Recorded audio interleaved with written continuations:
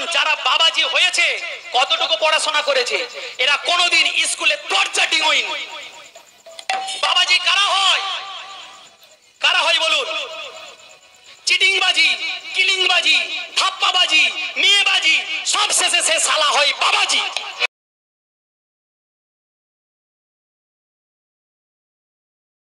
পশ্চিম বাংলায় একটা বাঁদরের জন্ম হয়েছে, কীর্তনিয়াকে জানেন? গোপাল কৃষ্ণ পাল। আমরা চাইছি ধর্মকে এক করতে, আর ও চাইছে ধর্মকে নর্দমার মতো ভেঙে দিয়ে ওতে নোংরা জল ছিটিয়ে দিতে। এটা এমন অসভ্য। ভাষণ দেওয়ার স্টেজ নয় যেখানে বলবে ও ভাই তুমি যদি বলতে পারো কোথায় ট্রেন দুর্ঘটনা হচ্ছে, তুমি যদি বলতে পারো আমি কেন বলতে পারবো না? হ্যাঁ, ধর্মের সম্বন্ধে জানে না, বোধ নেই। বাজার থেকে কতগুলো চটি বই কিনে পড়ে নিয়েছে, ঠাকুরমার ঝুলির মতো বই। কারণ এই বাবাজিরা আমাদের সনাতন ধর্মকে নষ্ট করবে, সেটাকে আমাদেরকে মেনে নিতে হবে। বুকের কলিজা চোখ থাকা দরকার সত্যি কথা বলতে গেলে। আমার প্রশ্নের উত্তর দাও। আমার সঙ্গে তোমার মতো মূর্খের সঙ্গে কে বসবে? কার খেয়ে দিয়ে কাজ নেই? তুমি প্রধানমন্ত্রী নাকি তোমার সঙ্গে বসবে? তোমার সঙ্গে বসলে মানুষের কি লাভ হবে? এ তো মুখস্থ মাল। কারণ আমরা কলাপাতা মুখস্থ করা কীর্তন করতে আসেনি। এই যে বাবা মা, কাজী নজরুল ইসলাম একটা কথাই লিখে গেছে যে তোমরা বাবা মাকে ভক্তি করো, মাটির প্রতিমা পুজিস তোরা, কিন্তু নিজের মাকে পুজিস না। মুখস্থ করে সাপ্লাই দিচ্ছে মানুষের কাছে। মনে রাখবেন, যারা সাধু সঙ্গ সর্বশাস্ত্রে কয়, লব মাত্র সাধু সঙ্গ কৃষ্ণ ভক্তি প্রেম হয়। সাধুর সঙ্গ করলে মনোভাব সাধুর মতো হয়, চোরের সঙ্গ করলে মন চোরের মতো হয়। বিবেকানন্দের নামটা তারা দিয়েছিল, বিবেকানন্দ মানে হচ্ছে বিবিকা আনন্দ, মানে পরের বউকে নিয়ে যে সুখ ভোগ করে। বিবেকানন্দের সঙ্গে অগ্নি নিবেদিতার অবৈধ সম্পর্ক আছে। আপনি যদি এই কথাটা রামকৃষ্ণ মিশনের স্বামীজিদের জিজ্ঞাসা করেন, ওনারা কিন্তু চেপে যাবেন। আমি আপনাকে একদম আসল ঘটনা তুলে দিচ্ছি, বুঝেছেন? আমি আপনাকে একদম আসল ঘটনা তুলে দিচ্ছি, বুঝেছেন? তো আশা করি আপনারা বুঝেছেন। আর এই সমস্ত কীর্তনিয়াদের বিরুদ্ধে দীনকৃষ্ণ ঠাকুরের শিষ্য শুভঙ্কর পাত্র মহাশয় যখন প্রতিবাদ করছেন, প্রতিরোধ গড়ে তুলছেন, তখন কিছু কিছু অবুঝ মানুষ বা কিছু কিছু ভণ্ড বৈষ্ণব তার কীর্তন স্থগিত করে দিচ্ছেন। কথা থাকবে, কিন্তু আক্রমণাত্মক কোনো কথা ব্যবহার করলে এই কেন্দ্রের এই যে আসর তার একটু বিঘ্ন ঘটার দিকে যেতে পারে।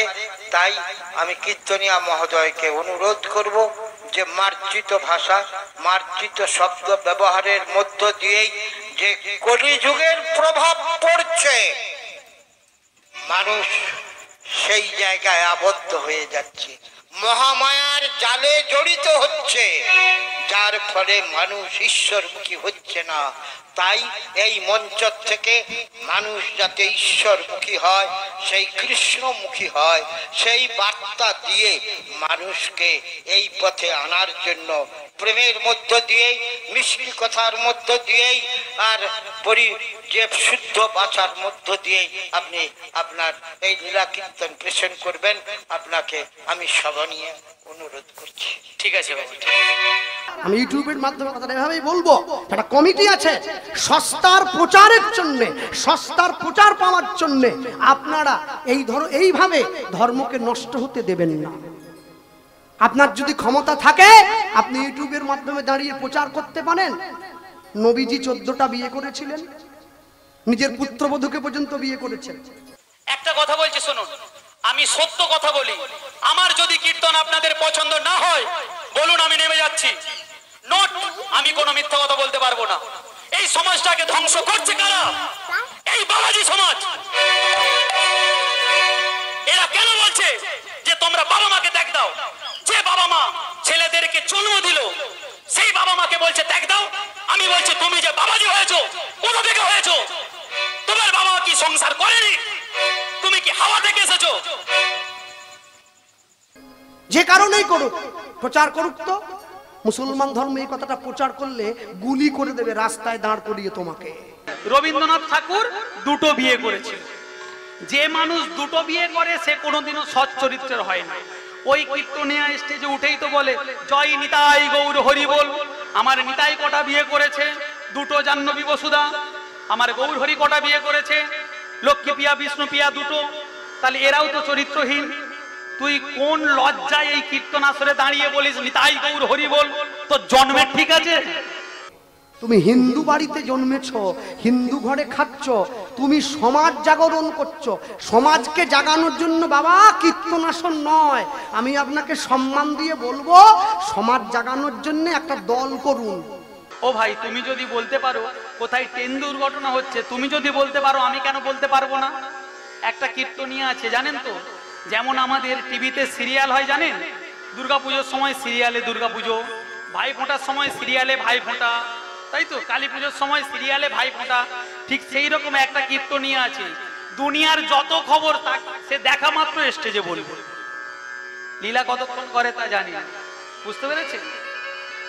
আপনি আমাদের বলবেন যে বইটা আপনি পড়েছেন, 42টা কালী, 48টা লক্ষ্মী, 43টা শিব, ওই বইটা বলুন আমাদের, আমরা কিনে পড়ি, এগুলো সব আগুন দিয়ে পুড়িয়ে দেবো। যাক, এই কীর্তনিয়াকে তো বলি, তোর যদি ঘাড়ে একটা মাথা থাকে, তোর বাবা যদি একটা হয়, আমার সামনে বস, তোকে যদি না আন্ডারপ্যান্ট পরিয়ে ছোটাতে পারি, আমার নাম শুভঙ্কর নয়। মনে রাখবেন, ধর্মীয় বিশ্বাস, ধর্মীয় আবেগ, সেখানে অনেক ভুল ত্রুটি আছে, সেটা আমিও জানি। অনেক ভুল ত্রুটি আছে, সেটা আমিও জানি। সব সালা বাবাজি, আমি এই ক্যামেরার সামনে বলে যাচ্ছি। যদি বলেন যে বাবা তুমি সালা বলছো, এত বড় কথা বলতে পারলে, আমি বলছি শুনুন, সালা বর্ণ পরিচয়ে 3টে স আছে, মধানস্য, দন্তেস্য আর তালবস্য। দন্তেস্য একা ল একা সালা মানে কি? বউয়ের ভাই সালা। মধানস্য একা ল একা সালা মানে কি? রান্না সালা। আর তালবস্য একা ল একা সালা মানে কি? পাঠশালা। কারণ যারা বাবাজি হয়েছে, কতটুকু পড়াশোনা করেছে, এরা কোনোদিন স্কুলে দরজা ডিঙোয়নি। বাবাজি কারা হয়? কারা হয় বলুন? চিটিংবাজি, কিলিংবাজি, ধাপ্পাবাজি, মেয়েবাজি, সব শেষে সে সালা হয় বাবাজি। আর বাবাজি কারা হয় বলুন? আর বাবাজি কারা হয়? যারা সব থেকে সালা কুড়ে হয়। কাজ করতে হবে না, পরের বাড়ি যাব, টিপুনি মারবো আর পয়সা নেব, সালা বাবাজি হয়েছে। কিছুদিন আগে বিখ্যাত একটা উক্তি ছিল, ধর্ম যার যার, উৎসব সবার। ধর্ম ধর্মের জায়গায় থাকবে। আগে আপনি জানুন, ধৃ ধাতু মন প্রত্যয়, তাকে তো ধর্ম বলে কয়। ধর্ম মানে কি? যা মানুষকে ধারণ করে রাখে। আপনি মানুষকে কি শিক্ষা দিচ্ছেন? হাত পা ছুড়ে লম্ফ ঝম্প করে, চিৎকার চেঁচামেচি করে মানুষকে প্রশ্ন দিয়ে দিচ্ছেন। তবে আমি করজোড়ে বলবো, এই জগতে অরিজিনাল সাধু, অরিজিনাল বাবাজি রয়েছে। যে কটা অরিজিনাল, তাদের চরণে আমার ভূমি শুদ্ধ দণ্ডবত প্রণাম। কিন্তু যে কটা চোর চিটিংবাজ, তাদেরকে আমি ছাড়বো না। কারণ ওরাই আমাদের এই সনাতন ধর্মটা নষ্ট করছে।